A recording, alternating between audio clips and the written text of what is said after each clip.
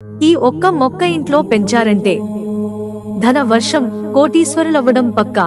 ఈ రోజుల్లో చాలా మంది కుటుంబంలో శాంతి, సంతోషం కోసం వాస్తు శాస్త్రాన్ని అనుసరిస్తారు.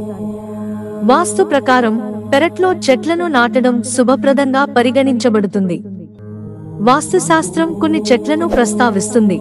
అవి నాటితే ఇంటికి ఆనందం, శాంతి, సంపద మరియు ఆశీర్వాదాలు. ఈ జాబితాలో కొన్ని ఇండోర్ మొక్కలు కూడా ఉన్నాయి.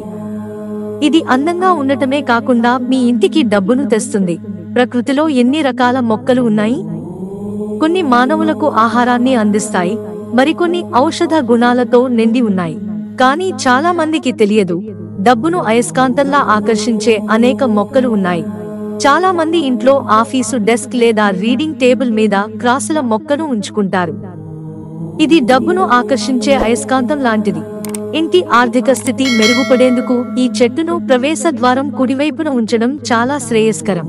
ఇంటి ప్రధాన ద్వారం కూడా పెట్టుకోవచ్చు. కార్యాలయానికి నైరుతిలో ఉంచడం సానుకూలతను తెస్తుంది. గదికి దక్షిణాన ఎప్పుడూ ఉంచవద్దు. క్రాసుల చెట్టును ఇంటికి తూర్పు లేదా ఉత్తరం వైపు నాటడం శుభప్రదంగా పరిగణించబడుతుంది. ఈ చెట్టును గదిలో కూడా నాటవచ్చు. పర్యావరణ శాస్త్రంలో క్రాసులను డబ్బు చెట్టు అంటారు. ఈ మొక్కకు ఎక్కువ శ్రద్ధ అవసరం లేదు. మిత్రులారా, ఛానల్ సబ్స్క్రైబ్ చేసుకోవడం మర్చిపోకండి. ధన్యవాదాలు.